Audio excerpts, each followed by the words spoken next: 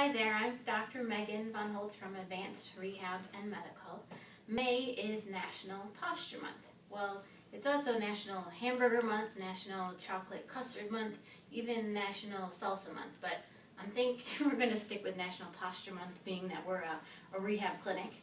And what I thought I would do is talk a little bit about posture. Now, if you look on our YouTube channel, there's already a lot of videos about posture, but I've never talked about workstations. And really, I mean, a lot of us spend 6, 8, 10, 12, 14, even longer at our workstation. So it's really important that we find ways to have proper posture at those stations, and then also position everything how we need it to so that we protect ourselves. If you think about it, all those hours every day turns into weeks, turns into years. If you have improper posture in those situations, a lot of times that's how people develop chronic conditions. Sometimes it's from severe accidents that happened a long time ago, but more often than not, it's little things that we do incorrectly over time that just build and build and build. And you can get things, you can have headaches, neck pain, degeneration in the disc in the neck, shoulder problems, carpal tunnel, tennis elbow, golfer's elbow, degeneration in your low back, degeneration in your knees, plantar fasciitis. All of these conditions can come from improper positioning. So the next couple of weeks we're going to go over some workstation type postures. So here, this is probably what happens a lot of times.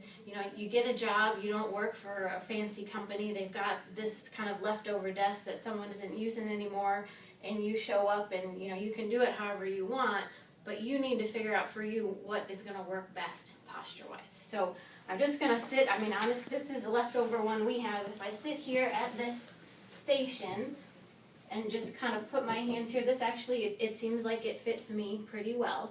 Normally you want the desk to be at the level of your forearms. Like if your elbows are down, you want this straight out, and that's pretty close.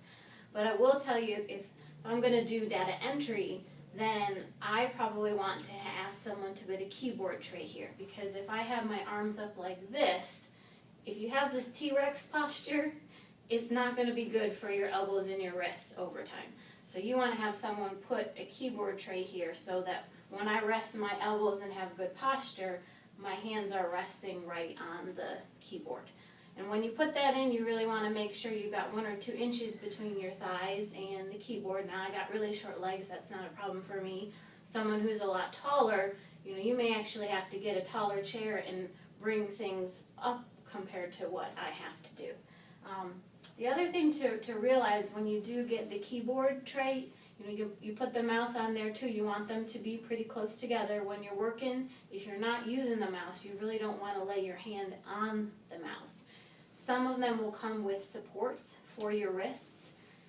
It's kind of strange, but you're not actually supposed to really put your wrists on there for prolonged periods. You can kind of maybe half the time on, half the time off. Ideally, you really want your elbows on the sides of your chair arms. So obviously, the chair that came with this desk is probably not ideal if you are doing data entry all the time. You really want a chair where you can adjust the arms in and out and up and down, so you can find a position, like when you're on it, that your elbow is right on the chair. And you want it to be cushiony too, because some of us, that funny bone that isn't really funny when you hit it, some of us, that ulnar nerve runs really close to the skin, and even just the pressure of the weight of your arm on it can start to cause some numbness or tingling in your hands. Now, one thing about the chair, let me grab this. Every station is different. Different people are going to need different things. For me, I have a lot of people that have back pain, so they have trouble with a chair sitting there for too long. So we'll give them something like this, where you actually put, the disc on here so it moves around, so you're not always sitting in one place. If you're going to use this or an exercise ball, then, a lot of times maybe the chair wouldn't have arms, and that's okay, but you're going to use your core a little bit better in this, and then you won't need them as much. So some of that is going to be individual for you. The best thing is to just try some different things. Try a day in one chair, try a day in another. See which day do you feel like you have more energy or more pain at the end of the day, and make your decisions from there.